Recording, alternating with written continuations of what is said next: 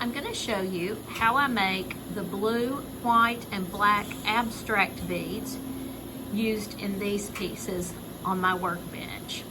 Let's go to the torch and see how it's done. To start, I'm going to use a rod of periwinkle blue glass. This will be the base of my bead. I'm going to heat the blue glass in my torch, and then I'm going to slowly wind it on to a stainless steel welding rod, which when we use the welding rods for bead making, we call them mandrels. And I'm just going to wind on the blue glass until I have a disc. Then when I'm happy with the size of the disc, I'm just going to melt the rod of glass off, put it down on my work surface. Next, while this is still a disc, I'm going to add some rather thick stripes of a white glass called anise white. And because this is going to be an abstract bead, I don't have to be neat in adding the stripes. And I'm going to leave the stripes of anise white raised for the moment. I'm not going to melt them in.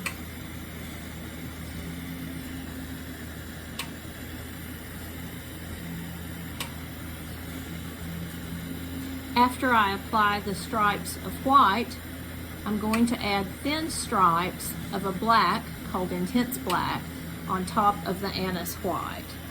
I'm doing this because the intense black and the anise white react when they are next to each other, and that reaction is what I'm going for to make the pattern on the surface of the bead. So again, just adding thin stripes of intense black on top of the anise white, and again leaving everything raised, not melting anything in at this point.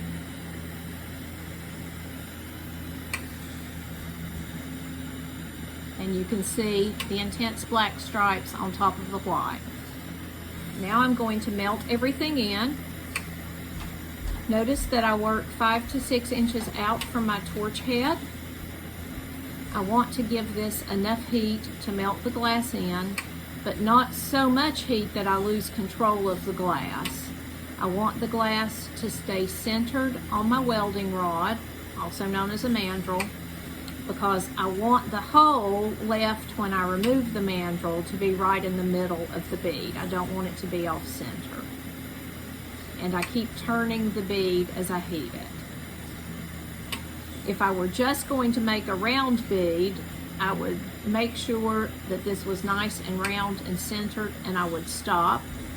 But because I'm making a tapered bead, we will continue on. So I still want to make sure that the bead is centered on the mandrel.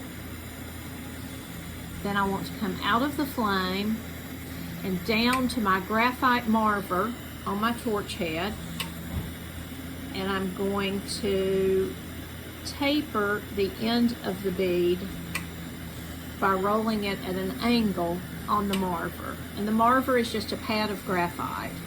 All of the tools I use are either graphite or metal. And I will roll this out several times, tapering it a bit more with each roll. The more gentle I am in rolling it out, the more I'm able to keep the bead's shape and keep it centered on the mandrel.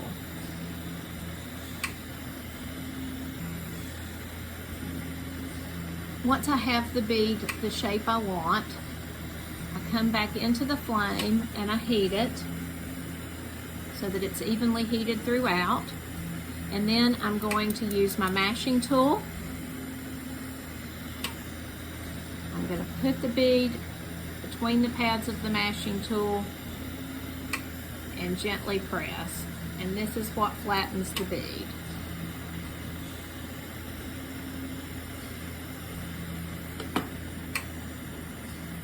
Then, if I'm happy with the shape of the bead,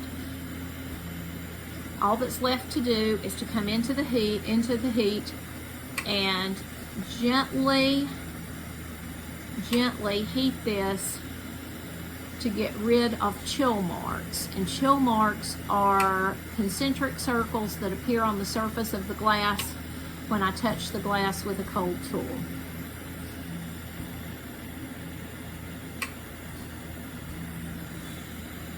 And I want to heat this enough that the chill marks go away, but not so much that the shape of the bead changes.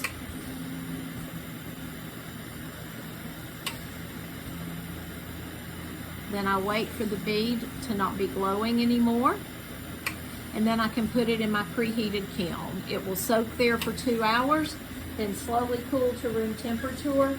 When it cools to room temperature, I can put it in water, dissolve the bead release, take the bead off the mandrel, and it's ready to use.